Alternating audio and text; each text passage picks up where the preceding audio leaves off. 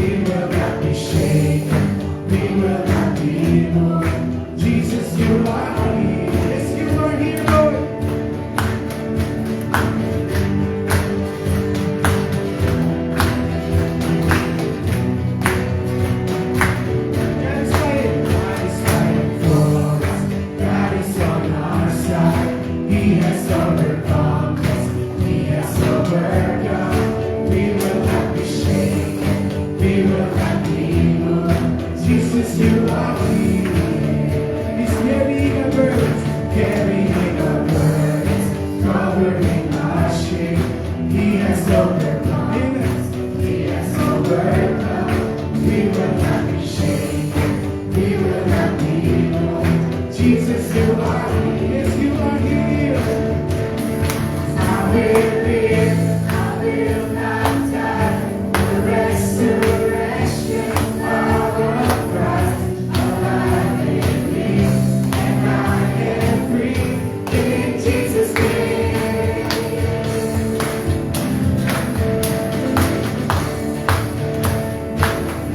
Let's fight for us. God is on our side. He has overcome us. He has overcome. We will not be shaken. We will not be moved. Jesus, you are here. He's carrying our burdens. Covering our shame. He has overcome. He has overcome. We will not be shaken. We will not be moved. Jesus, you are here. Yes, you are here. We will live. I will live. I will not die. The resurrection power of Christ alive in me, and I am free in Jesus' name. I will live. I will not die. The resurrection power of Christ alive in me, and I am free in Jesus' name.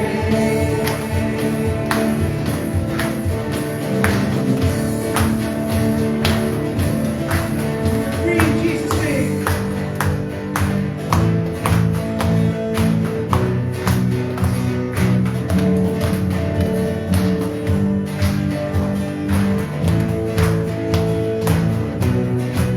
God is fighting for us. God is fighting for us.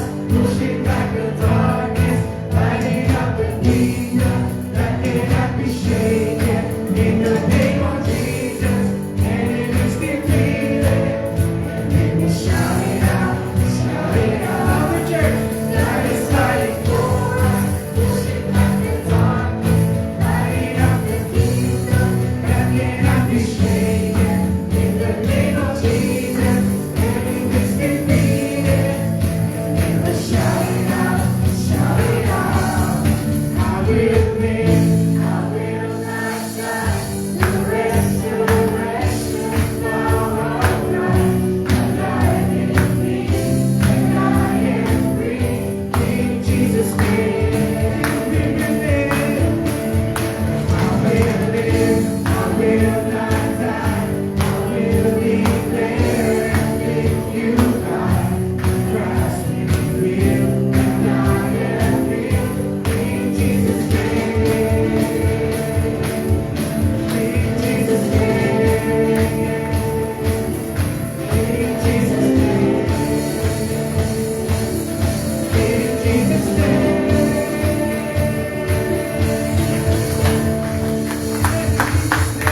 We worship you, Lord God. We bring you praise and honor because you've forgiven us, Lord God. We give up everything, Lord. You'll be forever in our hearts and our lives, Lord. Every day of our lives.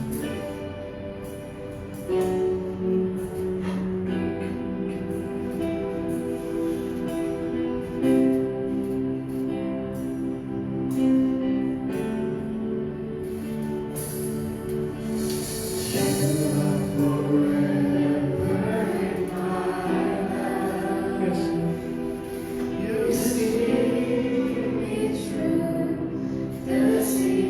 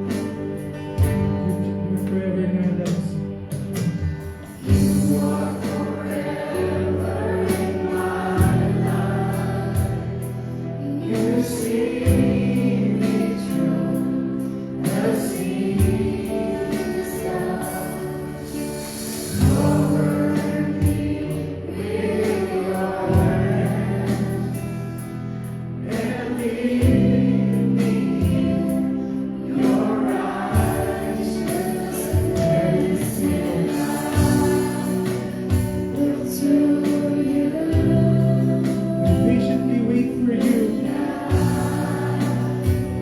I will sing.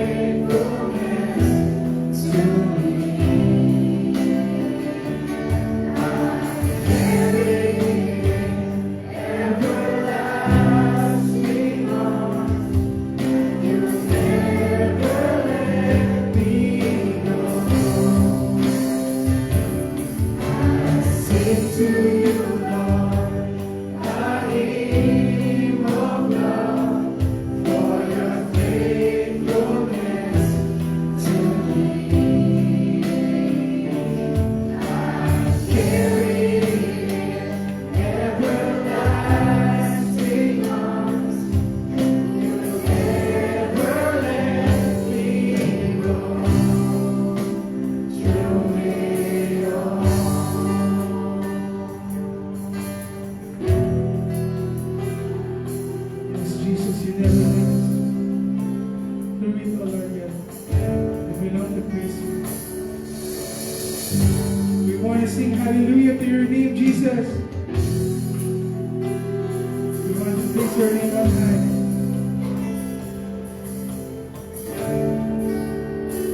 Sing hallelujah.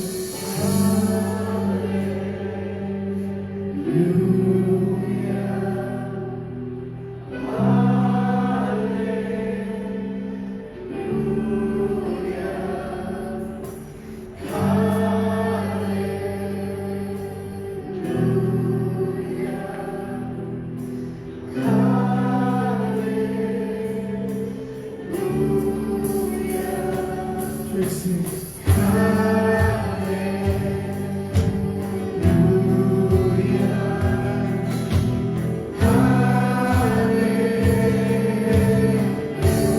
Come on, praise his name.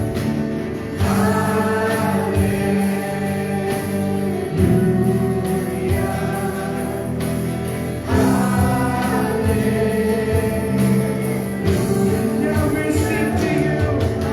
Sing to you, Lord. I am of love for your faithfulness to me. I'm carrying everlasting love. You never let me go. Let's sing hallelujah. Sing to you, Lord. I give of love for your faithfulness to me. I'm carrying everlasting love. You never let me go. Through it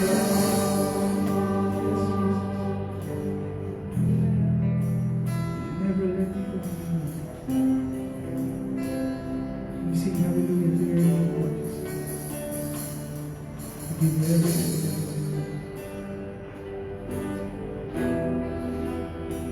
Lord, you are magnificent, you are wonderful, God. Nothing compares to you.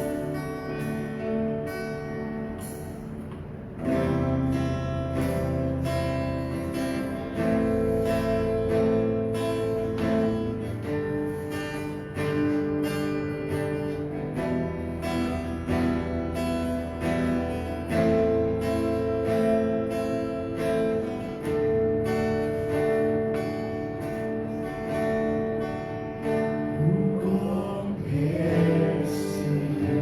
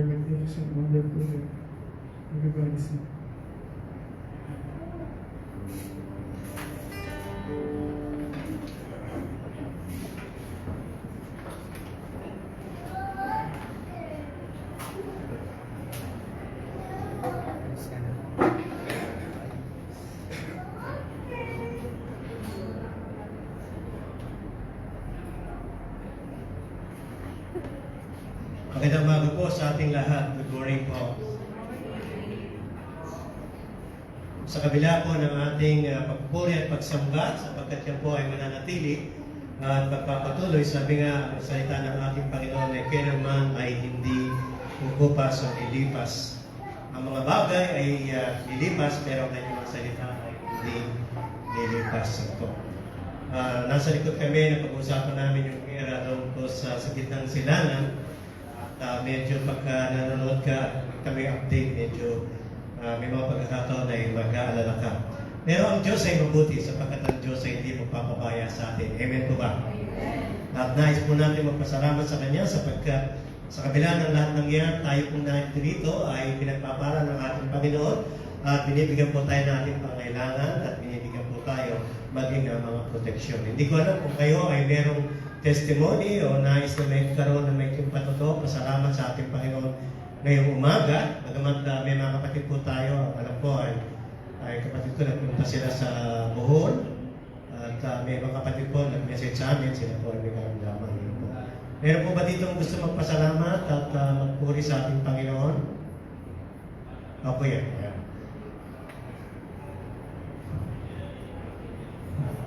Isa po sa dahilan ng aming pagluwas dito ay para ayusin yung aking pension sa SSS. At salamat sa Diyos.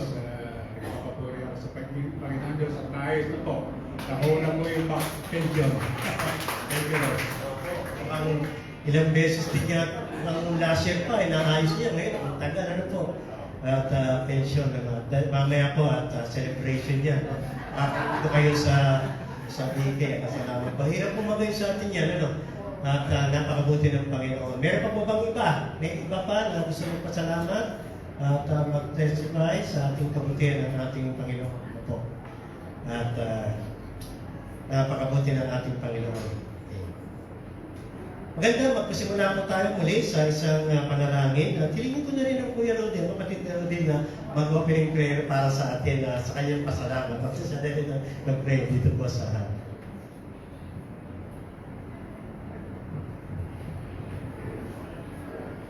Let's pray. Maraming Diyos. Kami po ay lubos na nagpapasalamat sa pagkakataong binigay mo sa amin. Na kami ay may kalakasan ng katawan at nasa mabuting kalagayan. At dinala niyo kami dito upang sumamba at magpuri sa iyo, Panginoon.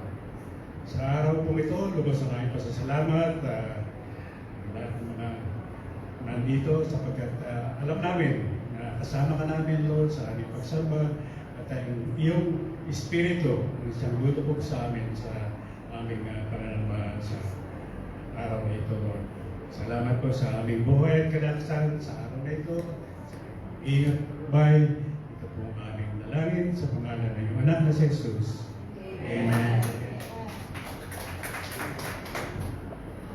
Muli po, pagpapatuloy po natin, pag-uusap po natin tungkol po, of course, sa church, lalo na po sa ating bahan dito po sa New Community, New Creation in Christ Church. Ano po? Nais ko po magpasimula na mayroon pong isang tao na siya po ay napunta sa isang island o remote, isolated na island. At siya po ay natira doon halos 5 taon sa tagal bago siya na-rescue. At doon na siya tumira ng 5 taon. Then finally, ni-rescue siya. Nung dumating po yung mga rescuer, nakuna lang sabi sa kanya, akala ko ba isa ka dito sa island na to? Bakit may nakuna kami, may 3 parang kubo dyan? So ano yan? Sino man kasama mo rito? Hindi, ako lang, sabi niya. Eh ba 3 yan? Yung kubo, yung tirahan mo. Eh kasi yung isa bahay ko.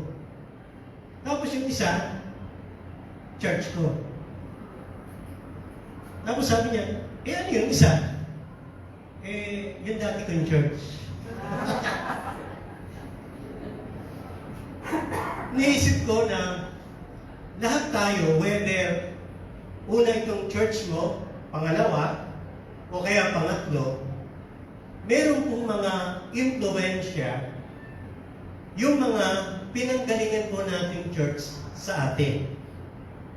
Binanggit ko yan sapagkat pag-usapan po natin yung mga core values or shared values, naging influensya, impact nito at naituro sa atin ito, plus dun sa iglesia niyan ay meron din tayong mga inaasahan na pinapahalagahan. At yan po, titingnan natin. Ano po? Katulad ko po, of course, siguro pangatlo to o pang-apat na kung saan ang iglesia na ganuhan ko ay yung mga nauna ay meron po sa akin na nag-stay ng mga values. At minsan, hinahanap ko yung mga values na yun doon sa iglesia na aking pinupuntahan. And of course, simulan po natin, sapagkat pinag-usapan po natin yung NCCC. Last Sunday, naalala ninyo, yung ating pinag-aralan, yung ating mission at saka vision. Ewan po kung nakabisado nyo na yan. Kabisado niyan po ba yan? Vision, mission. Hindi pa. Hindi pa? Ako din, hindi pa. Kaya lalagay natin. Ha? Okay, yan. Ano po ang ating vision statement? Ang sabi po, to see that every NCCC member is a committed ambassador for Christ. So, ang ating pong gustong makita, yung pinaka-vision natin, hanggang tayo po ay nag-exist at hanggang dumating ang ating Panginoon, na ang bawat isa po sa atin, no? At nandito pa ay maging miyembro at maging committed na tayo po ay tagapagdala ng Ebanghelyo ng ating Panginoon. Amen po ba? Amen. So kayo po ba ay committed na ambassador for Christ? Of course, sapagkat tayo po ay tinawag ng Panginoon para dyan. Ano naman po yung ating mission statement? Ang mission statement natin na ang bawat isa na kumilala sa ating Panginoon sa Kristo na tinatawag na New Creation in Christ Church is to have a nurtured devotion to Christ. Every member to obey all His commands. So magkaroon po tayo ng ating commitment, ng ating devotion sa ating Panginoon sa Kristo bilang mga kasama dito po sa NCCC. Kaya lahat po tayo ay regular na pumupunta, sumasamba, nakikipag-fellowship sa atin po dito po sa New Creation in Christ Church. May mga pagkakataon, wala tayo pag may karamdaman at mayroong trabaho, pero as much as possible, every Sunday, at kung mayroon pa tayong gawain during the week, na tayo po ay susunod sa ating Panginoon bilang NCCC sa lahat ng kanyang mga utos. Kaya po, every Sunday, yung mga message natin, actually, pinag-aaralan po natin ang lahat at pinapangaral natin ang lahat ng kanyang mga utos. At ang mga utos na yan ay tinitingnan po natin na tayo po ay makasunod at magawa natin ang sinasabi ng ating Panginoon tungkol po sa kanyang mga anak. Ano po yung ating NCCC fundamental values o yung our core values.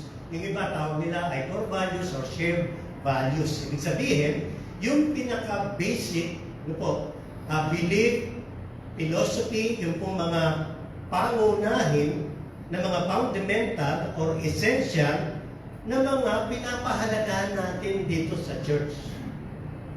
Ako naniniwala po, ang bawat isa po sa atin, mayroong expectation pag pumunta ka sa church.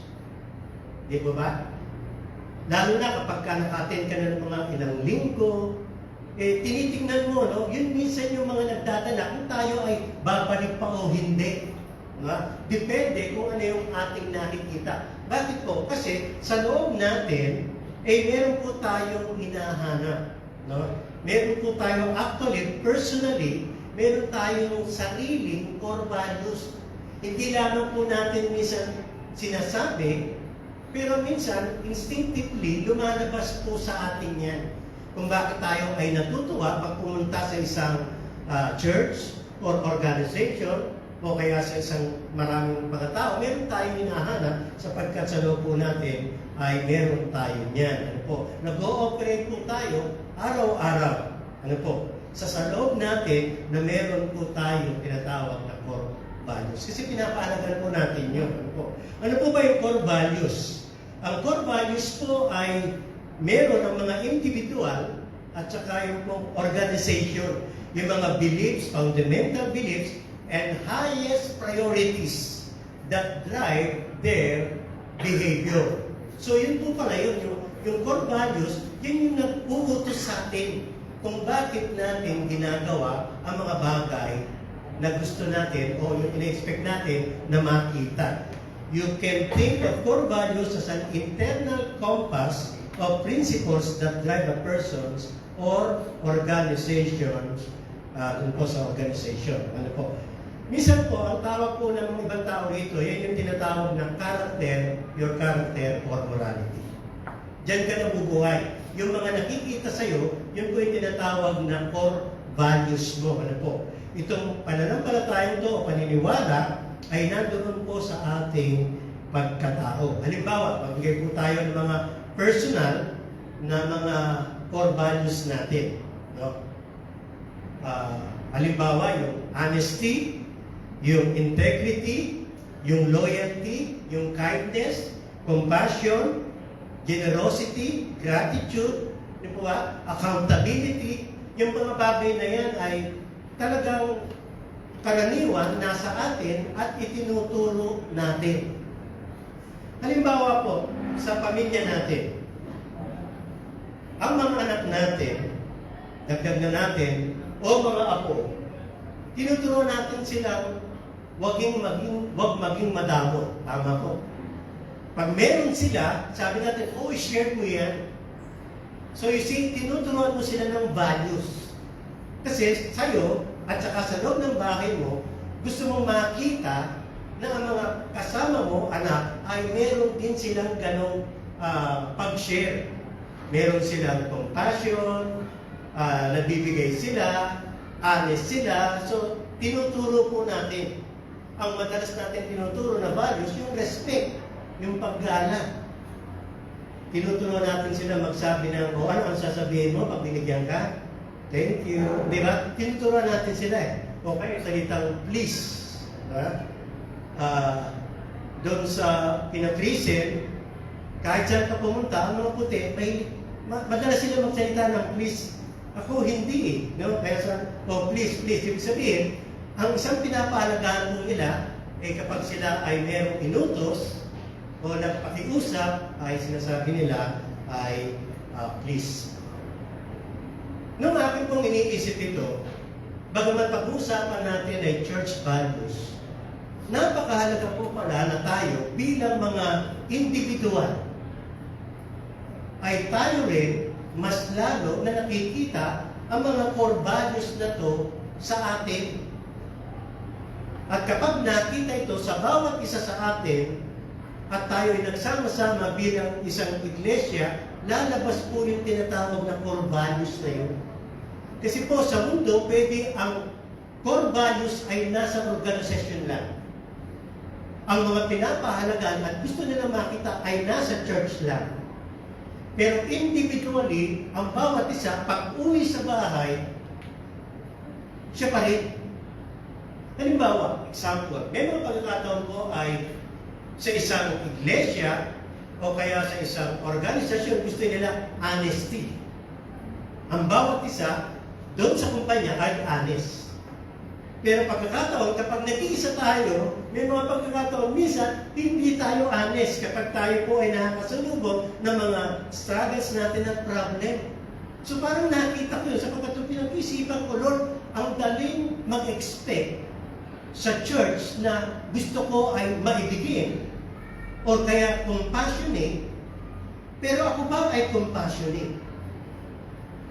So dapat ang bawat sa sa atin, actually, ina-apply natin yung sinasabi ng banal na kasulatan upang tayo po ay sama-sama yung ating hinahanap ay makikita natin. Imagine, kahit po sa lumang tipan at sa bagong tipan, ang mga Kristiyano o yung mga kumikilala sa Diyos, meron silang values. Ano po? Halimbawa, si Joseph. Si Joseph, of course, naturuan siya kung paano magkaroon ng takot sa Diyos. Pero imagine si Joseph, kung wala siyang pagpapahalaga doon sa kanyang pagkakilala sa Diyos. Nung siya'y bata pa, alam natin na siya ay ginawa ng masama. Sa bandang huli, nung nakita sila magkakapatid, ang tanong, bakit hindi siya nagtanim ng galit sa kanyang mga kapatid? At pinatawad niya. yung span ng years, yung taon na pagkawala niya mula nung bata siya hanggang naging pangalawa siya kay Pero, nandoon yung tinatawag niyang pagmamahal, pagpapatawad sa kanyang mga kapatid. Iniisip ko, sa tagal na yun, dala niya. In fact, sa maraming mga tao, minsan, ang nangyayari, yung galit na yun ay tumatagal. Nag-iiba eh. Pero siya meron nun eh. So, meron siyang compassion from the very beginning na nandun na nakilala niya ang Diyos at nagkaroon siya ng takot sa Diyos. Kahit saan siya mapunta, andun. Ang mabigat pa ito, nung tinukso siya ng asawa ni Pero, ewan ko na, kung wala kang value sa pagpapahalaga, pwede ka totoo mayroong pagkakilala pananampalataya sa Diyos. Pero pwede na tayo ay hindi natatakot sa utos ng Diyos. Si Joseph, kahit anong pilit, ano meron siya? Pwede siyang mag-rationalize, pero andun niya. Nandun yung paggalang niya sa kanyang pananampalataya, pagkakilala sa Diyos, at maging sa kanyang sarili. Kung ano siya noon, siya din ngayon. Si Daniel, ang dami pala sa kanyang kasulatan. Imagine si Daniel po napunta sa ibang bayan ng Babylonia. Sila po'y sinalakay. Pwede siyang magkaroon ng panlalamig at paglayo sa Diyos. Pero siya mula ng teenager hanggang tumanda na natira siya doon, yung kanyang pananampalataya at pagpapahalaga, halimbawa sa panalangin. Kasi po araw-araw, si Daniel po mababasa ninyo sa Daniel chapter 6, nananalangin siya umaga, tanghali, gabi. 3 beses maghapon. Para sa kanya, yun ang kanyang buhay. Yun ay mahalaga sa kanya. Nagkaroon ng kautusan. Kasi maraming nainggit na mga opisyal, na mga kasabayan niya, at gusto siyang gawa ng masama. Ang problema, walang makitang masama kay Daniel. Maliban na lang, sabi niya, teka, wala tayong makita kasi parang perfect siya eh. Ngayon sabi niya, alam ko na, naalaman nila na si Daniel ay nananalangin kay Yahweh. Sabi niya, ayun, kailangan gumawa tayo ng kautusan, walang mananalangin sa ibang Diyos, maliban sa itatayo natin libundo at sa kanyang mananalangin. Alam mo, ginawa ni Daniel, imbis na huminto, binuksan yung bintana, umarap sa Jerusalem, nananalangin siya 3 beses pa rin maghapon. Hanggang of course, dinala po siya dun sa Lion's Den. Iniligtas siya ng Panginoon. Ang tanong, really yun ba yun? Pag titingnan mo, hindi po, nasa kanya na yun. Mahalaga na sa kanya yun.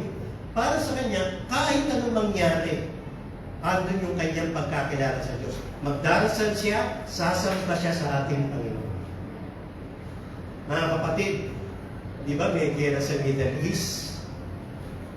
Ang dalangin natin ito ay magkaroon ng kapayapaan. Ayaw natin ito ay lumaganap. Pero pag-isipan po natin, dinagin natin isip, paano kung tayo po ay na-persecute sa ating pananampalataya? Ano ang ating papahalagaan? At dyan minsan makikita kung sino tayo at ano ang ating pananampalataya at pagkakilala sa ating Panginoon. So yung mga pinapahalagaan natin, nandyan pa ba? Ano po? Yun po yung ating titingnan. Si Job. Si Job po, ito. Siya ay nagkaroon ng maraming pagsubok, inalis lahat sa kanya. Hanggang siya mismo magkasakit. Yung asawa niya, bumigay. Pero si Job, ang sabi, nanatili siya at sumamba sa Diyos. At ang sabi, ang Diyos ang nagbigay, siya rin ang tumatanggap. Anong klase? Meron po siyang pagpapalaga doon sa kanyang pagkakilala sa Diyos. Para sa kanya ay ang pagiging tapat ay napakalaga sa Diyos. Na kahit wala ang maraming mga bagay, pero siya ay mananatili sa ating Panginoon. And of course, hindi natin pag-usapan ang ating Panginoon Jesus. Napako siya sa krus, ang unang dahilan para tayo magkaroon ng kapatawaran at pag-ibig niya sa atin. Pinakita niya na kahit ang krus ay hindi po naging hadlang sapagkat ito po ay mahalaga sa Kanya. What essential values we commonly share as believers in this church? Ano po yung ating pinapahalaga? Ito po yung una na ginawa po namin. In fact, hindi po ako pero nagtulungan po at pinag-usapan. Core values for a church can be described as the fundamental principles and beliefs that guide the identity, mission, and behavior of the church community. Sino mo tatagalog? Sige, ha? Ang core values po dahil yung core kasi may sentro yung pinakapuso natin, yung pinakaloob natin, ay pwede pong i-describe as fundamental principles, pangunahing mga prinsipyo o pananampalataya o paniniwala na nag-guide sa atin sa ating bilang church or identity, bilang sa mission po natin, at behavior of the church community. So ito po palang darating na titingnan nating values, yan po yung nagdidikta sa atin kung paano po tayo magkaroon ng pakikisama sa bawat isa. Ano po? So yan po yung ating titingnan. Pangalawa, they serve as the moral and spiritual compass shaping the church priorities, decision-making, and interaction. Totoo nga naman. Ano po? Yan yung ating nag-serve bilang sa ating moral and spiritual compass. Diyan din po natin tinitingnan yung ating mga prioridad at mga desisyon natin. So, napakahalaga po niyan at maging sa ating interaction. These values reflect what the church stands for, what it holds dear, and what it seeks to live out in its faith and service. Kaya sakto po itong NCCC na kung saan napakahalaga, lalo na tayo po ay nagpapasimula. Mahalaga po na tinitingnan natin yung pinapahalaga natin. Ito po yung gusto nating mangyari. Ito po yung gusto nating makita sa gitna po ng ating pagsasama sa ating fellowship. Sa kalooban ng Diyos, kung hindi pa darating ang ating Panginoon, magtatagal pa tayo. Amen po? At mananatili tayo, sa halimbawa, sa NCCC or sa church, saan man tayo, whether sa Burger King, sa Jollibee, sa McDo, at saka doon sa building na alam na natin, ang ibig sabihin, yan po yung ating ini-expect, yan tayo. Ito tayo po, yun pong ating ilalahad, yan po yung gusto nating makita sa ating kalagayan. Then, of course, they are the fundamental principles that underpin the church culture and define its commitment to the following Christ and His teachings. Sa madaling salita, ito po yung mga prioridad natin. Yung mga bagay na titingnan natin, ano po, isa-isa, later, pag-usapan po natin, ay yung mga bagay na mga sinasampalatayanan natin at gusto nating makita sa gitna ng ating sinasamba bilang kakapatid po sa ating puso. Amen po? Of course, yung mga negative, ayaw natin dito sa loob ng church. Of course, yung pagkaawa, etc., etc., sapagkat hindi po yan ang turo ng banal na kasulatan. Ayoko pumunta po doon sa iglesia na kung saan ay walang pagkakaisa, o kaya sa iglesia na minsan ay mayroong pataasan, o kaya ang church na kung saan ay nag-aaway, o kaya iglesia ay walang kahabagan, o kaya iglesia ay palaging galit, o kaya iglesia ay every Sunday masungit. Ayoko kaya doon. Gusto niyo po ba yun? Hindi. Pagpunta natin, gusto natin, ang church na pinupuntahan natin ay iglesia na tinubos ng ating Panginoon, na kung ano ang sinasabi at inutos ng ating Panginoon, ay ang gusto natin makita po sa ating kalagayan. Ano po yung mga bagay na yan? Una po, na ating core values na pinapahalaga at tinatayuan, ano po, ay tinatawag biblical authority. Ibig sabihin, ang banal na kasulatan, ang Biblia natin, ang lahat ng inuutos diyan ay susundin natin.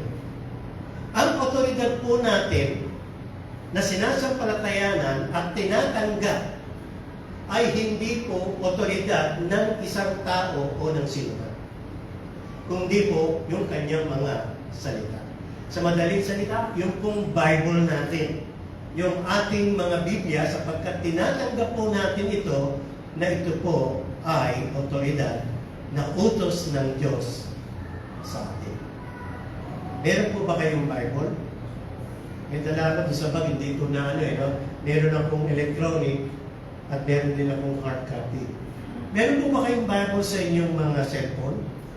Opo. So, binabasa po natin yan. At ang sabi natin, the Bible should be the ultimate authority in all matters of faith, doctrine, and practice. Kapag wala sa banal na kasulatan, yung ginagawa natin, may mga ibang bagay na hindi masama, pero pwede po nating alisin at questionin. Lalo na kung ito po ay parang nagiging, parang kautusan na. Ang lahat po ng ating gagawin, yung ating doktrina, sabihin mo doktrina, yung teachings, ay sa banal na kasulatan. Kapag ka po hindi natin nakita sa banal na kasulatan o sa Biblia, questionin po natin ang pastor, ang elder, o ang sinuman. Sapagkat ang autoridad po ay hindi ang sinuman sa atin, kung hindi ang banal na kasulatan. Amen po? Teka, nagpapasa po ba kayo ng Bible, mga kapatid? Kasi hindi natin malalaman, authority nga, hindi naman natin binabasa. So, babasahin po natin araw-araw. No? Whether 1 verse, 2 verses, 1 chapter, o tanin ko nga, ito pang week po ba ito? Nabuksan niyo yung Biblia niyo, whether sa cellphone o hindi. Sigurado yan? Okay, so ibig sabihin, binabasa po natin. No? Maganda po ay turuan natin na disiplinahin ang sarili natin na una sa lahat, bago ang lahat. Buksan natin ang banal na kasulatan, magbasa tayo, at pagkatapos tayo po yung mga. Bakit po? Kasi po, siya ang otoridad sa buhay natin. Yung pangalawa po, adoration. Sa Tagalog, maaari, pwede natin sabihin, ano po yun? Yung pagsamba natin at pananampalataya at pagkilala sa ating Panginoon sa Kristo. Ang sabi po dyan, focusing on heartfelt adoration and exaltation of Jesus Christ as what? As our Lord and Savior. Ang sinasampalatayanan po natin at sinasamba ay ang ating Panginoon sa Kristo. Ang pagtanggap po natin sa Kanya ay isang Diyos. Kapantay ng Ama. Siya ang ating tagapagligtas at siya ang ating Panginoon. Every Sunday, dala po natin ang adoration na yan sa ating Panginoon sa Kristo. Sa Diyos natin na sinasamba. Pangatlo po, yung discipleship kasama pala. Anong sabi diyan? A commitment to nurturing spiritual growth and maturity through Bible study, prayer, at saka Christian education. So, hindi lang pala tayo pag pumunta sa church, uuwi na pagkatapos. Ang ibig sabihin, tayo po pala ay merong commitment dun po sa point na tayo po ay ginagawa o kaya nagsasagawa ng tinatawag na discipleship. Sa Tagalog po, pagiging tagasunod. Yun po yung isang value na kailangan po nating makita sa gitna po natin. Hindi lang po yung after service, tapos tapos na. Kaya alam nyo, kailangan natin talaga ng lugar. Mahabang oras na lugar. Kasi po, napakalaga ng tinatawag na discipleship. Nandiyan po kasi yung spiritual growth, maturity sa pag-aaral ng banal na kasulatan, sa study, prayer, and Christian education. Sino po sa inyo siguro doon sa mga dati yung church, meron tinatawag na Sunday school or adult Sunday school? Meron kami niyan. Na kung saan isang oras, nagtuturo, teaching yan, hindi po yan preaching, at pagkatapos may mga questions, at pagkatapos nagdi-discussion. Doon pa lang, lumalago kami sa kaalaman ng Biblia. At tinuturuan kami. At napakahalaga pala ng tinatawag na may discussion. Nakapag-share ka ba at nakapagtatanong? Ito, halos sinasabi natin, preaching eh. Iba po ang style ng ganito eh, na kung saan tayo po ay nag-preach, nangangaral ng kanyang mga salita, upang tayo po ay mahamon para po sa ating mga commitment. Minsan nahirapan kayo magtanong, nahirapan po tayo mag-discussion. Pero dito po sa discipleship, ay doon po natin at least makikita na tayo kung lahat ay sama-sama na nag-aaral ng salita ng ating Panginoon. Kaya po, meron ginagawa yung iba, tinatawag nilang small group. Kasi sa small group, merong 2, 3, 4, na kung saan bukas ang Biblia nila, nag-aaral sila, may lesson sila, tinatalakay nila, pagkatapos nag-uusap sila. Hindi nila namamalayan, pagtagal, sila po ay lumalago sa kanilang kaalaman sa salita ng Diyos at lumalago sila sa pananampalataya sa ating Panginoon. Alam po ba ninyo, every Sunday, kahit po tumanda tayo, walang absent sa church. Kung tayo po'y sumisimba, pag uwi natin, simba uwi. Alam mo nangyari sa atin? Naging religyoso lang tayo. Hindi po tayo magiging alagad. Kasi po, ang alagad po ay tagasunod sa utos ng ating Panginoon. Kaya, discipleship po, isang values natin. Gagawin po natin yan, discipleship making. At dito po, lahat, talagang sa ayaw at sa gusto po natin, may involved po tayo. Kasama po tayo dito. Kasi anak ka ng Panginoon, so talagang layunin po ng bawat isa sa atin at ng mga leaders na makita na tayo po ay tagasunod ng ating Panginoon. Amen po? Hindi tayo papayag na ang kapatid na yan ay nandirito pero hindi siya kasali sa Bible study. Kasali siya sa pagkain, kasali siya sa lahat. Sa outing, sa paglabas, sa pag-aaral, sa fellowship, sa lahat, nandyan tayo. Tanungin ko kayo, game po ba kayo dyan? Handa po ba kayo dyan? Kasi yan po yung isang values natin na ang bawat sa atin ay makita na nandoon sa loob ng bawat isa na tinatawag na discipleship making. Huwag niyong sasabihin sa amin na kung hindi na ako makabasa, mapurol na yung isip ko. Walang mapurol dito. Lahat tayo ay magbabasa, magdi-discuss, mag-share. By the way, may mga tanong po ba kayo sa banal na kasulatan o minsan sa issue ng buhay? May mga question kayo. So kung meron, dyan po natatalakay yan. Dyan magandang na pag-uusapan yan. At yan ay magagawa tungkol sa tinatawag ng discipleship making. Ito ba? Evangelism and discipleship making. Ibig sabihin ito, kanina, disciple kayo, ito, kayo na gagawa. Naku po, kayo na aayo. Kayo na yung magtuturo, sharing the gospel of Jesus Christ with the world and making disciples of those who have responded to the gospel by believing in Jesus Christ. Kanina, ginagawa kang disciple, dito, ikaw na yung gumagawa. Aba, nakita ko sina kuya at ate. Ito, matagal na rin kasi naman sina ate. Of course, nung una pa po, ay iba ang kanilang reliyon. Nauna, alam kong naging mananampalataya, anak nila si Jojo, pero sila po ay sa dati pang mga iglesia na hindi po evangelical. Pero sila po ay nagba-Bible study, then later, bin-Bible study sila sa misyonero, and then later, nagpapit sa church, hanggang tumagal po ng panahon, sila po ay naglingkod at naging leader at elder ng church. Kita ko po yan. In fact, sabi niya, paano ka nakilala? Isang buhay na ginamit ng Panginoon, yung tinatawag na daily bread. Kaya nandito pa sila sa Pilipinas, pag umaabot po sila ng Pasko, nagbibigay sila ng daily bread sa atin. Bumibili po sila ng daily bread para yung mga members natin, mga kasama natin, makabasa sila. Nawalan tayo ng daily bread kasi nandun po sila sa Amerika. Ibig sabihin po, nung sila po yung lumago, nakita ko po yan kasi matagal na po kami magkasama at yung iba pang nandito.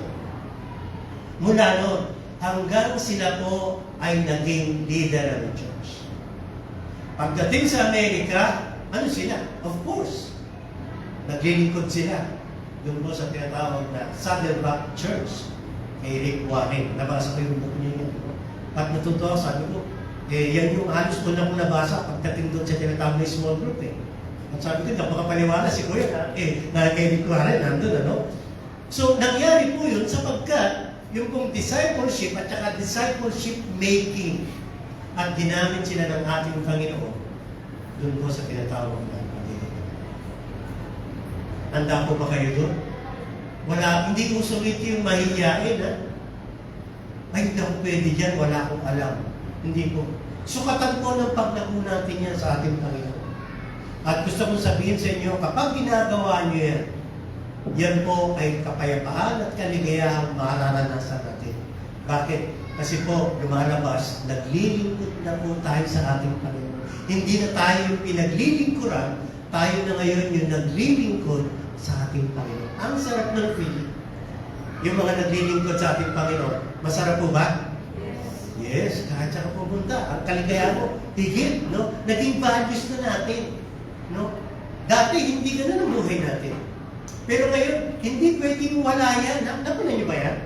Na ang mga bagay, na mga spiritual at bagay sa Panginoon, hindi pwedeng mawala sa atin araw-araw. In fact, kahit anong gawin natin, pumapasok na yung mga values natin na yun. O, kita niyo, pag kumain kayo, nagpe-pray kayo, di ba? Values yun. Pag mayroong may nakita na nangangailangan, binibigyan po natin. Kasi po, yung Panginoon natin ngayon, na nagturo sa atin na marami magagandang mga bagay, ay pinakikita na po natin sa pinamuhay na natin. Then, as we go on, community and families, fostering a loving and supporting Christian environment that cares for one another as individuals, as families, and reaches out to those in need. Kaya po, ang church, community siya. Pamilya po siya. Ano po? Supportive tayo doon sa mga bagay.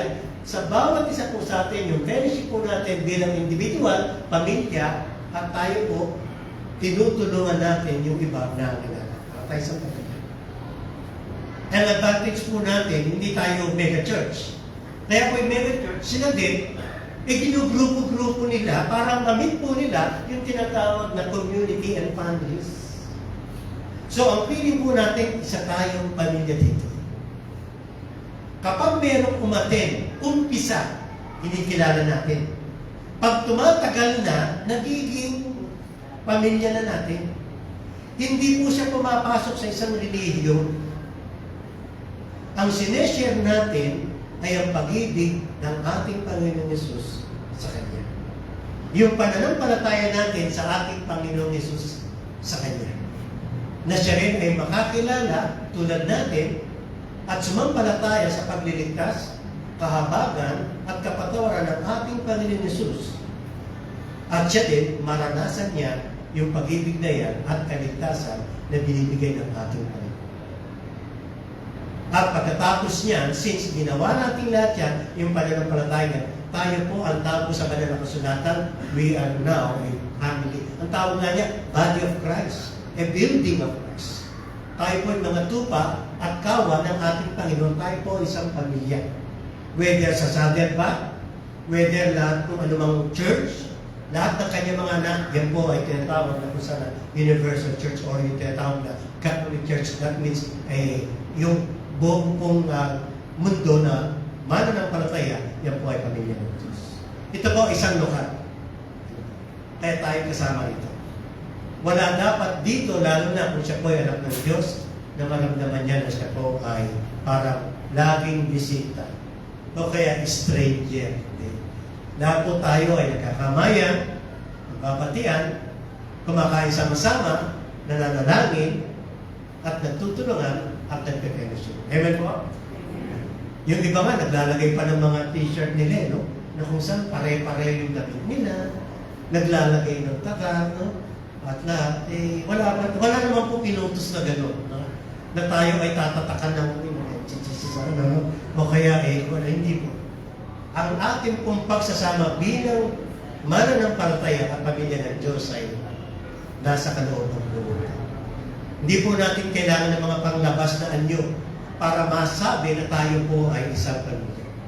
Ang gumagawa po nito ay ang Espiritu ng Diyos. Nung tayo po ay niligtas ng Diyos, ibinigay niya po sa atin ang banal na Espiritu na nananan siya sa atin. Yun yung nagbubuklod sa atin, yung tinatawag na unity of the Spirit. Meron na tayong iisang, Espiritu. Kapag alam mo, isang pamilya, kahit sa isang pamilya, kapag merong isang Espiritu, ang ganda niya. Kasi Espiritu ng Diyos yan, mananalangin sama-sama yan. At kung merong problema, pag-uusapan nila sama-sama yan. Nung bata pa kami, may kwento ko lang, meron kaming iba't ibang Espiritu. Kami po noong time na yan, 10 to 12, pag kumpleto kami, merong Espiritu ng markang, ayoko ng tuloy, merong Espiritu ng Syokto. May espiritu ng Leibana. May espiritu ng, yun nangangabayo ba? Yung Malbon. Ako inutusan Espiritu ni Pili. Marami pang iba. Kanya-kanya, lahat ng mga gusto, ng bawat gusto namin, kanya-kanya. Pero imagine, nung nakakilala sa Panginoon, na iba. Alam mo nangyari? Tawag lahat sama-sama bilog, nananalangin, at nagbabasa ng kanyang mga salita. O kaya nakikinig kami ng turo sa radyo, tinatawag na DCAS, at salamat, walang TV, walang cellphone, ang daling igate, walang kuryente, konting pagkain, kaya nandun ka. Hindi kami lumalabas, nangihina kami. Hindi makapasyal, walang papasyal, walang lahat, ang sarap pala. Ano mo kaya ako nagkukwento? Kasi yung values na yun na pinahalagahan, hanggang ngayon, ginagawa ko. Whether tayo nag-iisa o merong kasama. At alam mo, hinahanap po namin yung ganun kaya. So tayo bilang church, tayo po isama-sama. Isang pamilya tayo. Amen po? Pakitingnan nga yung katabi natin, mga kapatid, sa harap, sa likod. Sabihin natin, hindi ka na stranger ha. Kasama ka dito sa pamilya, o pamilyang LCCC sa local church. Ayan. Gusto mo ba natin pinadadagdag tayo kahit isa kada, huwag naman isang taon. Isa-isang buwan, mabagal din. Maganda, every Sunday, Lord, bigyan natin madagdag isa. Okay na, kasi isa napakalagin. No, salamat po nung tayo napunta rito. Meron tayong nadagdag, halimbawa, kapatid na Richard, napunta siya rito. Tama ba, Richard? Pakitingnan niyo si Richard. Richard, nasa kamay. Ayan. Walang nag-invite siya dito, tama ka? Pero siya po ay narinig niya, tinignan niya, buti dito ka kumain. Alam mo, dinala ka ng Lord dito. No? Kumusta ba? Okay ba? So, natutuwa po siya at papatuloy siya. Ano po? At isa po ngayon ay of course, hindi na basta kaibigan lang, kasama po natin dito sa NCCC. Sila kayo po, ay salamat po, parang ka natin, andito. Tingin ko po, talaga isang pamilya na po yan. Amen po. Okay. Gusto pa kami patirahin sa bahay niya. Napakabuti po ng Panginoon. Ibig sabihin, kada buwan, may mga ilang nadadagdag ng mga kaibigan at kapatid at kasama natin. Yan po may gusto natin. At napapasalamat pa tayo.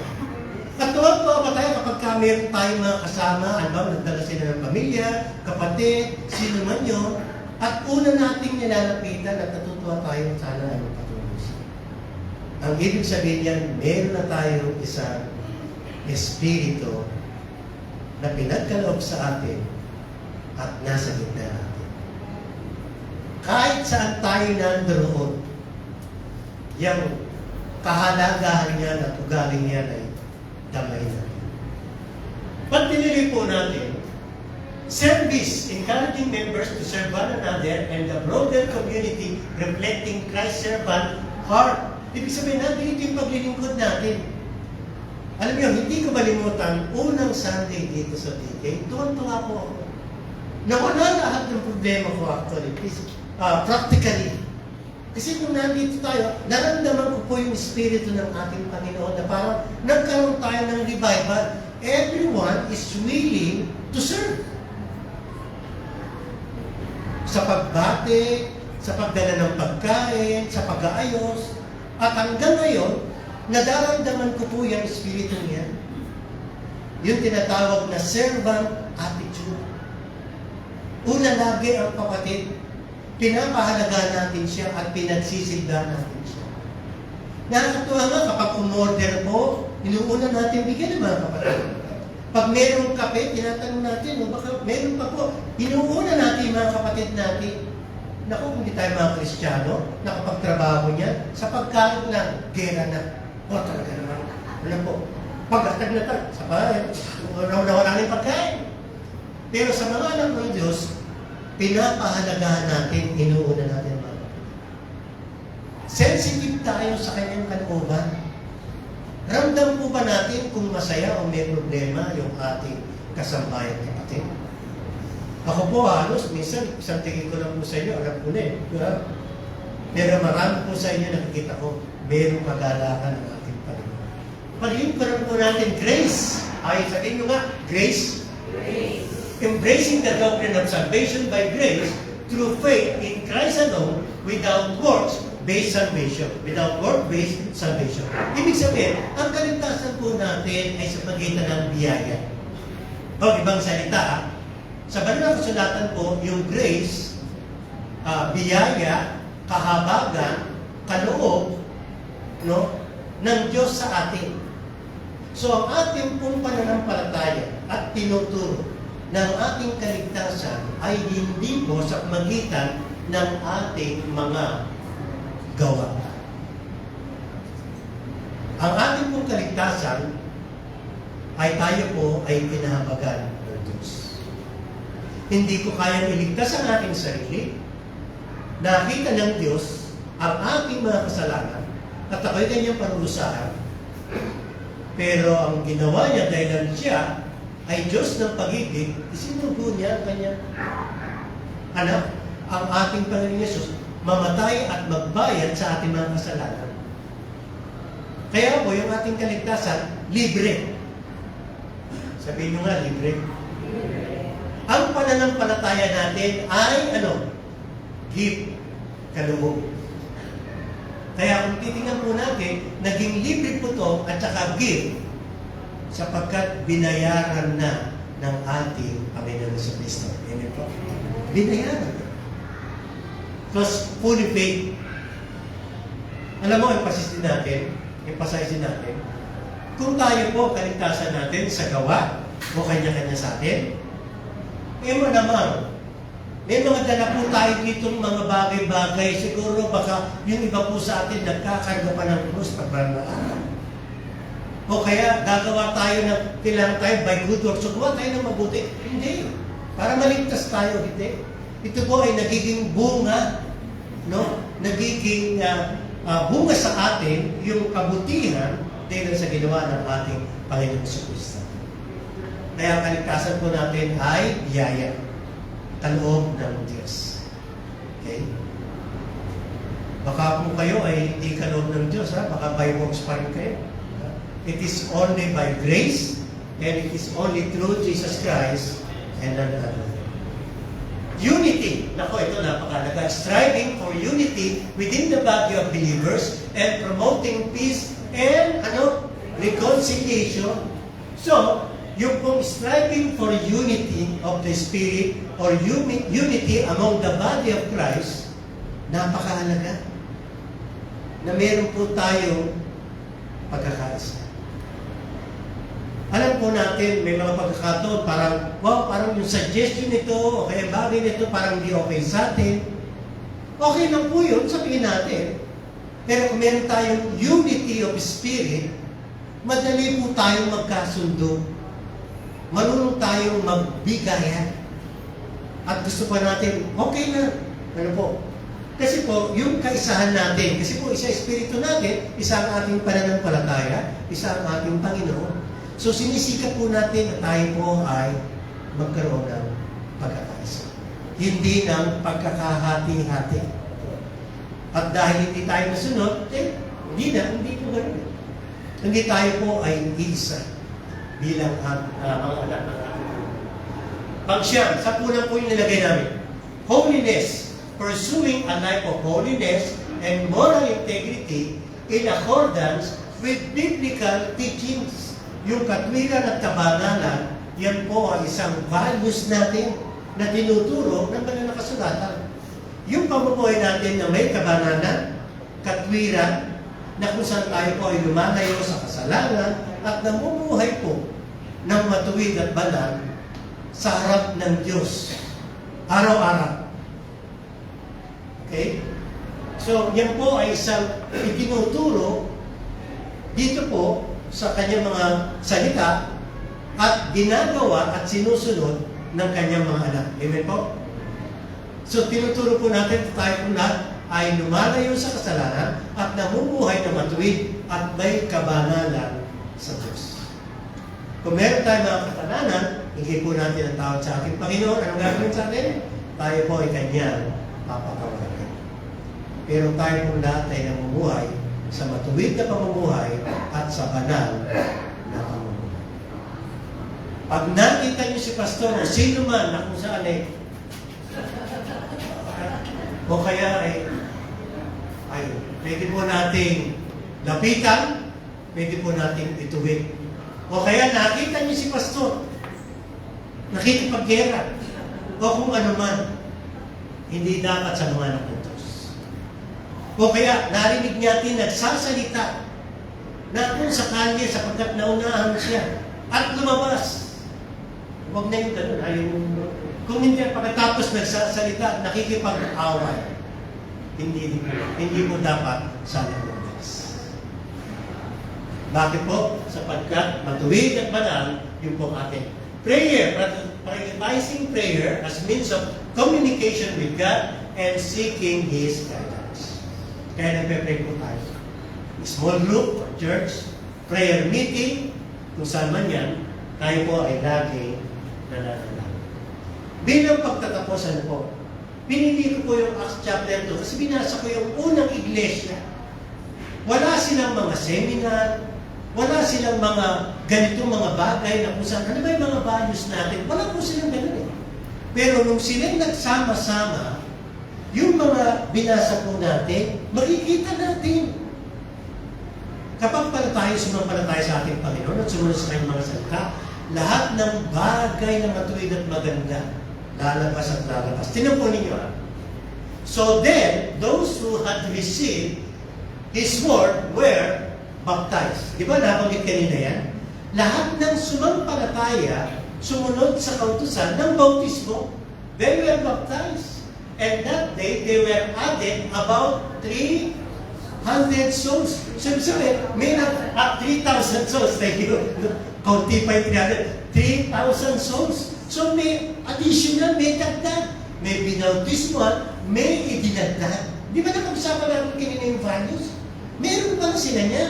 Tapos sabi, they were continually devoting themselves to what? To the apostles' teaching. Di ba kanina? Teaching doctrine. And fellowship, and breaking of bread, and to prayer. So, nung nagsama-sama sila, nag-aaral sila ng salita ng Diyos. Nanalangin sila. At pagkatapos, ang sabi, nag-fellowship sila at sila ay nag-breaking of bread. Hindi naman kaya isa-isa ng Panginoon yan. Naalala niyo ang ating Panginoon bago siya mamatay? Nagkaroon siya ng tinatawag na Lord's Supper or the Last Supper. Pero sa kanya mga alagad lang. Pero ito, 3,000 souls. And then they were doing it. Ginagawa nila, pinapractice nila. So yung pala ay practice at values ng iglesia ng ating Panginoon. Ano pa? Ito pa. Everyone kept feeling a sense of awe, and many wonders and signs were taking place through the apostles. Yung sense of awe, nandun yung pagsamba, paghanga nila, nandun yung espiritu, naramdaman nila na ang espiritu ng Diyos ay kasama nila. No? Tapos, ang sabi, and all those who had believed were together and had all things in common, and they began selling, ano po, yung property, possessions, and sharing them with all as anyone might have been. Di ba naalala natin kanina? Nagtutulungan. So sila, ewan ko, nila na sila'y sumampalataya at mag-fellowship, naramdaman nila yung iba may pangailangan. At pagkatapos ang iba, yung may mga kaya, binibenta yung lupa nila, tapos po binibigay sa paanan ng mga apostles, at pagkatapos po, yung nangangailangan, ibinibigay sa kanila. Di ba? Sino nga yung isa na gumawa niyan? Si Barnabas. Then, dinali ng mag-asawa na pangalan ay si Ananias at saka si Sapphira. Mahilig naman sa pira kasi Sapphira, pero kunwari, nagbigay sila, pero sabi nila, kabuuan, pero kalahati lang binigay. Pero ibig sabihin, makikita natin na yung church nagtutulungan. Yan ang hindi lamang natin kilala yung isa't isa kung hindi pa tayo ay nagtutulungan. Pag merong kapatid, sobrang hirap, lalo na kung matanda na, at wala nang makain, o kaya talagang walang tirahan, o kaya talagang sobrang maraming problema, at nalaman natin, anong gagawin natin? Siguro pag hindi na Christian, baka tayo lumayo. May mga hindi nga Christian, tumutulong eh. Tayo din po ay gano'n, tutulungan natin. Dinadalaw natin. Kung hindi tayo makapunta, tayo po ay nagpapaabot ng tulong. Sapagkat tayo po ay magkakasama sa ating Panginoon. Isa tayong pamilya ng ating Panginoon. Yung sakit ng iba, problema ng iba, problema na rin natin. Kasi pinapanalangin natin. Bukod po sa sarili natin, kundi yung kapatid ko ay mahalaga sa atin. Day by day, continuing with one mind, unit ito na, di ba? In the temple and breaking of bread from house to house, they were taking their meals together with gladness and sincerity of heart. Imagine po, napakasaya nila maging nagsama-sama sila dun sa templo at maging sa mga bahay, meron silang mga kainan at natutuwa sila. Hindi kaya mga Pilipino to. Kasi mga Pilipino mahilig kumain. Kahit napunta sa Amerika, sa Canada, sa ibang lugar, ang mga Asians, lalo na Pilipino, no, di ba, burita mo, mangan, kain tayo ng kain. Na? Kasi naging tradisyon at kultura natin. Kaya madali sa ating sumunod. Ang tanong, gusto niyo po ba yung mga kapatid? Yung merong mga fellowship na mga kainan? Ayaw niyo yata eh. Ako matutulog na lang kagabi, may nag-aya pa sa akin para magpakain eh. Ibig sabihin, yung fellowship mo, napakasaya. Sa iglesia mo, ay napakaganda niya, natutuwa tayo. Bakit? Sapagkat tayo po, lalo na, ay magkakasama bilang sa ating Panginoon. Amen po? Kaya pagdating po dyan, masaya ka na, busog ka na, eh natutuwa ka pa mag-fellowship sa ating Panginoon. Ito pa, praising God, o kita mo, may worship, meron silang thanksgiving, and having favor with all the people. Ano nangyari po? Ang Diyos natutuwa. Tignan mo, and the Lord was adding to their number, day by day, those who were being saved. Ang ganda, sa kanilang pagpupuri sa ating Panginoon, yung pabor o yung favor sa labas po nila at sa ating Panginoon, naluwalhati ang ating Panginoon, natuwa siya. Alam mo ginawa ng Lord? Ang Panginoon, dinagdagan sila. Kaya pala ang nagdadagdag ang Diyos. Pwede tayo mag-invite, amen. Pero ang nagdadagdag talaga ay ang Diyos kasi siya gumagawa sa kanyang mga buhay, sa kanilang mga buhay. At ang Panginoon, ang ginawa, kumilos ang kanyang Espiritu, ang Diyos, at hinayaan niya na sila po ay masama sa iglesia. Kaya pala, araw-araw may nadadagdag sa kanila. Pag binasa po ninyo, alam niyo yung 3,000? Anong sumunod na bilang? 5,000. At pagkatapos, mababasa nyo, nahirapan ng magbilang. Kasi po, nadadagdag ng nadadagdag. Nakita po yan ng mga Roman Empire, yung mga emperor nila. Naging threat sila. In fact, sabi doon sa mga mananampalataya, they turned the world upside down. Ibig sabihin, parang nangalat sila, dumami. Pero alam po ninyo, sa kanilang pananampalataya at kasiglahan at katuwaan ng kanilang pananampalataya pagkakilala sa ating Panginoon, nako, ang Diyos na to, ang Diyos lumihos sa kanilang kalalagyan. Nung sila'y pinersecute, naalala niyo yan? Yung templo sinunog AD 70. Ang nangyari, itong mga Christian, pinapatay, pinuhuli, bawal na yung church. Alam niyo na nga, they were scattered. Nangalat sila. Alam mo, imbis na mawala, pag tinignan po ninyo, lalo pa silang dumami. Kaya po si Pablo, nung siya po'y nakakilala sa ating Panginoon, nagpunta po siya sa mga Asia Minor noong time na yun. At nangaral siya. At meron po siya mga natagpuan ng mga mananampalataya. Alam niyo kung bakit? Kasi yung pong mga kapatiran, hindi lang po yung mga alagad, yung mga nakakilala na, mga alagad ng ating Panginoon, nung sila po yung nangalat, naku, ayun, sinyan nila ang ating Panginoon. Kaya naging madali doon sa mga alagad, at katulad ni Pablo, na makakita siya ng mga mananampalataya. Bakit? Kasi dala-dala nila yun. Kaya nagkaroon po ng maraming mga iglesia. Hanggang siyempre, umabot sa Pilipinas. Nagsimula po yan, di ba, sa Middle East? Tama ba? Nagsimula po yan doon sapagkat ang ating Panginoon ay isang Hudyo sa kanyang pinanggalingan, sa katawang lupa, hanggang mapunta sa ibang lugar. Kung titingnan po natin sa bawat bansa, buksan po niyo yung mapa. Kapag nagturo kayo, malamang meron po mga Kristiyano doon. Meron mang local church o wala, meron din mga mananampalataya. Alam po ninyo, sa Middle East, bawal misa ng pangalan ng mga Christian. Paano kaya sila nagkakakilala? In fact, pag po sila nag-church, nagtatago sila. Sino dito galing sa Middle East? Di ba? Hindi open eh. Ibang lugar ngayon, may mga open na sila, pero yung mga iba hindi. Kaya po sila, pag nag-church, nagtatago. Ano po? Ang hirap kaya. Kasi po, pwede silang ikulong kapag nakita ko na meron silang Bible. Ewan ko kung sa cellphone, tinitingnan pa yan. No? Anong ginagawa? Papatayin po. Imagine.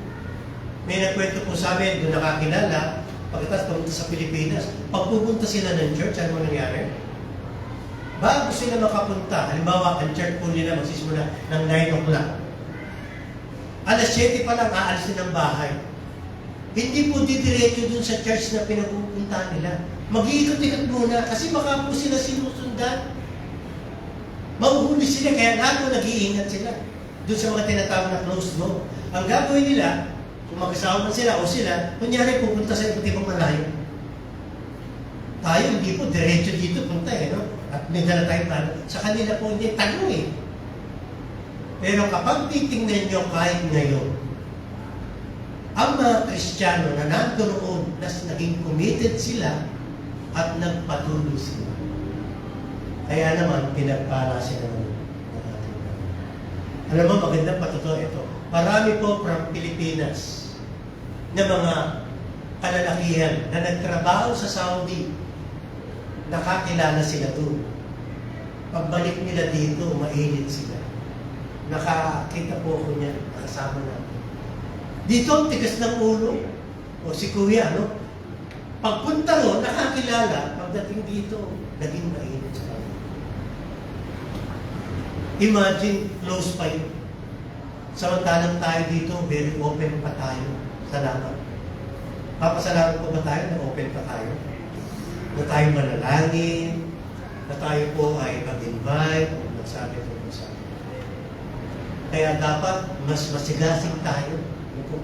Mas pakita natin na tayo itong mga values na to, yung gustong gawin ng Panginoon sa atin, mas makita sa atin. Amen po. Ang dalangin natin, ito pong mga expectation at mga values na to ay makita sa ating kalagayan. Sa Sunday po, tatalakayin natin yung at least tatlo. Tingnan po natin ang mga suporta ng pong mga talata para po dito. Ay po tayo lahat, tayo po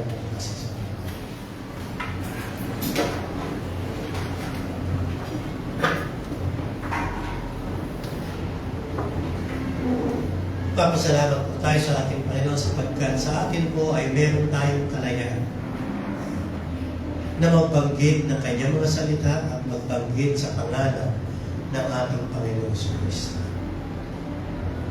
Nagpapasalamat tayo at nagpupuri sapagkat meron tayong kalayaan na sampahin ang ating Panginoon Jesus. Totoo ang kanyang mga salita na ang araw na to ay araw pa rin ng kaligtasan ng ating Panginoon Jesus sa atin. Ang araw na to ay tinagda at ginawa ng Diyos upang tayo at ikaw ay lumapit at sumampalataya mismo sa ating Panginoon Jesus. Subukan natin tanggapin at kinalanin at paglingkuran ng ating Panginoon Jesus. Maraming mga bagay na gagawin siya sa atin. Di lamang ang kaligtasan, ang kapatawaran ng ating lahat ng mga kasalanan, kung hindi ang kaligayahan at kapayapaan ay pagkakaroon ng ating Panginoon.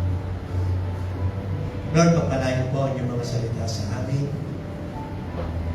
Ang bawat isa po dito sa Recreation and Christ Church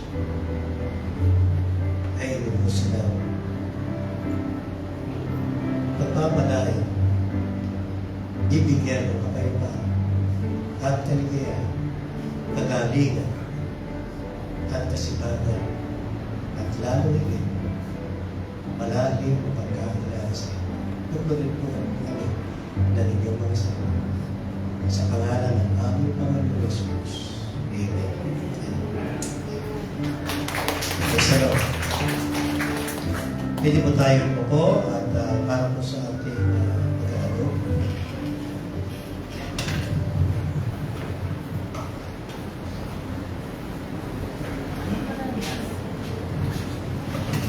Purihin po ang Panginoon sa kanyang mga salita at salamat po Kuya Guard sa pagdalaman ng mensahe ng Panginoon sa aming lahat. Ngayon po ay bago po tayo magbigay ay meron lang akong babasahin at pag-uusapan po natin kung ano po yung mensahe ng Panginoon tungkol po sa pagbibigay. So kung may Biblia kayo ay buksan niyo ang Bible niyo sa Deuteronomy chapter 18 verses 1 and 2.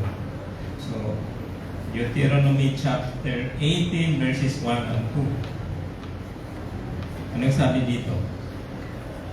Ang mga paring Levita na buong lipi ni Levi ay hindi magkakaroon ng bahagi ni mana na kasama ng Israel. Sila'y kakain ng mga handog sa Panginoon na pinaraan sa apoy at ng kanyang mana. Sila'y hindi magkakaroon ng mana na kasama ng kanilang mga kapatid. Ang Panginoon ang kanilang mana, gaya ng sinabi niya sa kanila. So, ating alalahanin na ilan ba yung tribes ng Israel? 12, di ba? So sabi dito, pero yung the tribe of Levi, yung mga Levites sabi, ay wala silang mana. Ibig sabihin, doon sa Israel, wala silang bukirin, di sila binigyan ng bukid o pangbubungkalin, at sila ay magiging full-time worker doon sa templo. So ang mana nila ay ang Panginoon. So, anong ibig sabihin nun? Paano sila mabubuhay? Ang binigay lang sa kanila yung matirikan nila ng bahay. Sabi dito, hindi magkakaroon ng bahagi ni mana na kasama ng Israel. So anong ginawa ng Panginoon para sila ay kakain? Diba? Yan, dito nagsimula yung sabi dito sa Malakay 3:10. Sabi dito, dalhin ninyo ng buong buo ang inyong mga ikasampung bahagi sa tahanan ng Diyos upang matugunan ang pangangailangan sa aking tahanan. Subukin ninyo ako sa bagay nito kung hindi ko bubuksan ang mga bintana ng langit at ibuho sa inyo ang masaganang pagpapala. So, dito nagsimula yung, actually, nagsimula na ito nung time pa ni Abraham eh. Pero dito ay inutos ulit ng Panginoon, ng Diyos, ng ating Diyos, upang matugunan ang pangangailangan nila. Dahil wala naman silang hindi sila nagtatrabaho sa bukid. Ang trabaho lang nila doon sa templo, naglilingkod, yung iba mga pare, yung iba musician, yung iba tagalinis, yung iba bantay doon sa, nagbabantay sila doon ng gate. So, full-time worker sila. Kaya, inutos sa kanila na ibigay ang ika-10 bahagi. Ano ibig sabihin nun? Sa 12 na tribe, yung isa ay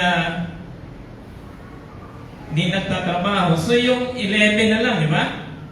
So, mathematics tayo. 11 times 10%. Anong ibig sabihin nun? Hindi 110%. So, the Lord is still fair pa rin sila sa mga Levites. Kasi meron din silang, let's say, hindi naman makapagbigay lahat ng 10%, meron pa rin silang 1. Let's say 10 na lang. 10 times 10. 10 times 10% is 1. 100%. So, nakita ko ang fairness ng Lord doon sa pagbabahagi doon sa mga material wealth nila. Kaya, yun yung pinag-utos. Ngayon, sa time natin, ito yung sabi sa 1 Corinthians chapter 9. Sabi dito, verses 13 and 14. Ang sabi dito ni Pablo, hindi nyo ba alam na ang mga naglilingkod sa templo ay tumatanggap ng pagkain mula sa templo at ang mga naglilingkod sa altar ay tumatanggap din ng parte sa mga bagay na inaalay sa altar. Sa ganito rin namang paraan, iniutos ng Panginoon na ang mga tumatanggap ng magandang balita, sino yan tayo, ay dapat tumulong sa mga pangangailangan ng mga nangangaral ng magandang balita para mabuhay sila. So, the means of livelihood para mabuhay yung mga nangangaral, they are full-time ay through our offerings. Pero walang binanggit dito na 10% or ika po sa New Testament So, kaso lang yung iba, sabi nila, ay, sa New Testament, walang nabanggit doon na utos yung pag-iika po. So, that's legalism. Yung isa naman, basta naibigay ko yung 10%, bahala na. Basta ako, bigay ko yung 10% ko, tapos na. Legalism pa rin yan. So, di ba nabasa natin, pinakita ni Pierre Cards kanina sa Acts chapter 2 that everything of the believers ay they have in common. Meaning to say, hindi sila nagbibilang. Tinitingnan nila yung pangangailangan ng iglesia, yung mga namamahala doon, at yung mga tao na nangangailangan ay sila ay matugunan ng pangangailangan. So, ibig sabihin nito, we're not looking whether we're giving 10% or we're giving 20%. Ang ibig sabihin dito, we must uphold or we must preach and we must practice yung grace ng Panginoon that He is gracious. Hindi sabi basta nakabigyan ko ng 10%, okay na. Isa naman wala naman sa Bible ayaw ko magbigay. So titingnan natin kung natugunan ba ang pangangailangan ng iglesia. So ngayon, kung nakita niyo yung papel doon sa nakadikit, nandyan sa do not need your staff and attendant, nandun sa gilid, ay yan yung fund statement natin. So makikita natin doon, yung mga binibigay natin, that's for the month of September. Pirmado na yan, na-audit na yan, at pagdaan nyo dyan mamaya, tingnan nyo. At makikita natin doon na yung pangangailangan ng taga-pangaral natin ay hindi natugunan nyo. Wala siyang support.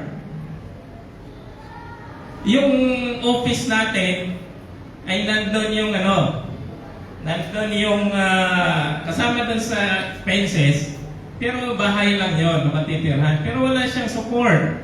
So ngayon, ang isang nakikita ko, if we are faithful, siguro, subukan natin na magbigay tayo ng ika-10 muna. That's a good start. Kung matutuganan ba natin yung support para po sa pastor natin. So, it's not a legalism, it's not a religion, but rather it's an act of love and grace para doon sa manggagawa natin. So, let's start 10% siguro para makita natin, let's say next month ay pwede na tayo magbigay ng support. Okay? So, yan yung ko. It's not a legalism, it's not a religion, but it's grace for all of us to give. Kung kulang, hindi gawin natin 11 or 12, di ba? So, let's just be faithful with that 10%. Okay? So, hindi yan dahil pinakita ko sa inyo na so dapat gawin yan. Hindi. It's our act of love towards our pastor. Amen? Okay, so let's pass the offering back and let's give.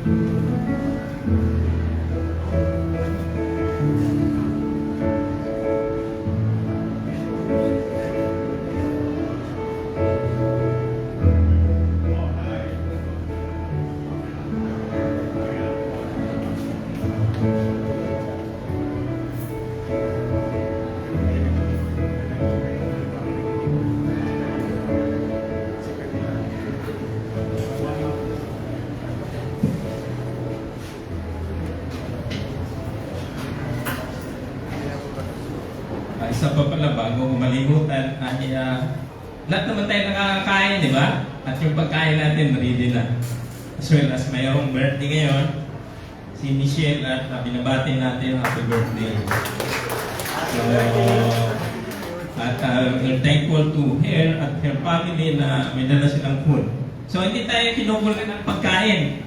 Sino yung kinukulang? Hindi tayo nagbibigay ng pagkain doon sa pamilya ng pastor natin. So, yan yung ayusin natin. So, I implore you, mga kapatid, that let's be faithful and let's start 10%. And later on, kung kulang, hindi gawin pa natin 11. so that's not legalism. That's an act of love para sa atin. And practice dun sa application yan dun sa preaching kanina. Acts chapter 2. Basahin niyo ulit yun. Okay, let's pray. Yes, O Lord, hallelujah, hallelujah. We praise you, Father God, Lord, dahil kayo po ay mabuti sa amin. Kayo po ang nagbigay sa amin ng buhay at kayo din, Lord, ang nag-provide sa amin ng aming mga pangangailangan sa araw-araw. Hindi po kayo nagkukulang sa amin, Panginoon. Kaya po ay hinihikayat niyo rin sa amin na kami po ay maging generous, Lord, sa pagbibigay din para po sa aming mga manggagawa upang matugunan ang mga pangangailangan ng iyong iglesia. Yes, Lord. Thank you, Lord, for blessing us sa aming mga trabaho, Lord. Ganon din po, kahit yung mga walang work, we pray, Father God, for you to provide them, Lord. And we pray, Father God, Lord, sa everyday for your protection, Lord, for your provision for all of us habang kami po ay patuloy na naghahanap buhay para po sa among pamilya At ganon din po para sa aming iglesia. Yes, Maligad Lord, we praise you and we give thanks to you, Lord. In Jesus' name, Amen. Hallelujah.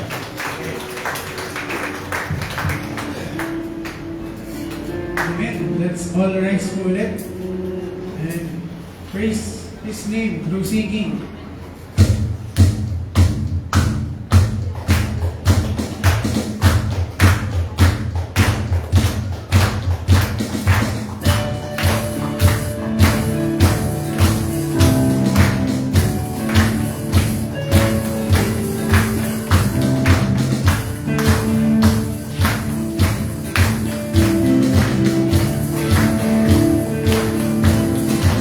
Has gone before us.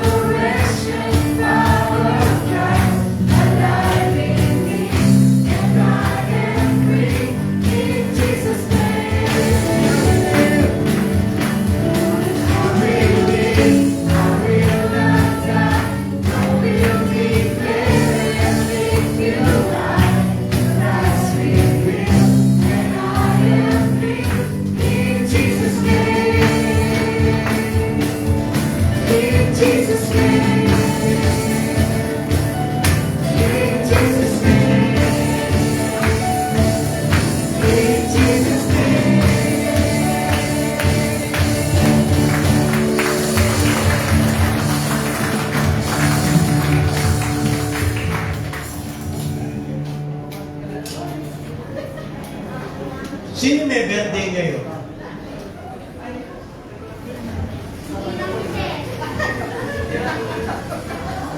Sino? Siya?